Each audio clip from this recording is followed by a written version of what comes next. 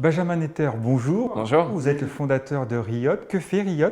Alors avec Riot, on a créé une plateforme qui prépare les employés aux cyberattaques. Aujourd'hui, on couvre à peu près un demi-million d'employés en France et en Europe. Et on les prépare par diverses méthodes, notamment la simulation de fausses attaques phishing, mais aussi la sensibilisation directement des employés dans Slack et dans Microsoft Teams.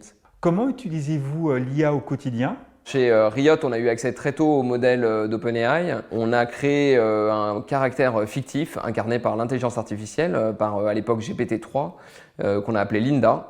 Et on a mis l'employé face à Linda et on lui a expliqué comment est-ce qu'il pouvait pirater Linda pour récupérer son numéro de carte bleue.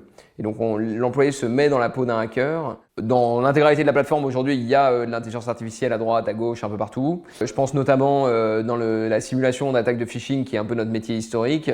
On a évidemment un catalogue de templates de mails de phishing qu'on a développé. Arrivez-vous à déterminer le retour sur investissement de l'usage de l'IA au sein de votre entreprise? Le ROI principal, c'est qu'on est dans un marché qui est très concurrentiel, où il y a des acteurs historiques qui ont des produits moins bien, je pense, que les nôtres.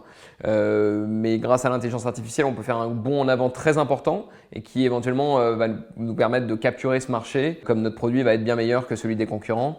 Et donc ça crée aussi cette technologie qui nous permet de prendre une avance large sur des concurrents qui ont un peu plus de mal à itérer et à innover. Comment gérez-vous l'épineuse question de la confidentialité des données? On a créé une instance Azure qui va pouvoir traiter les clients sans envoyer les données auprès d'OpenAI. Cette instance existe à la fois en Europe et aux États-Unis et on laisse à l'utilisateur choisir à quelle instance il veut parler. Quel sera l'impact de l'IA dans la formation demain?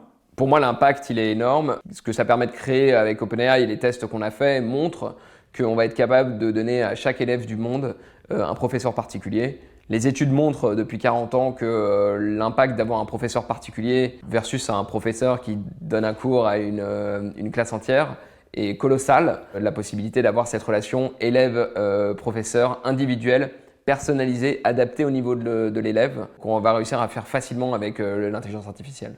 Benjamin, merci beaucoup. Merci. Et bonne continuation.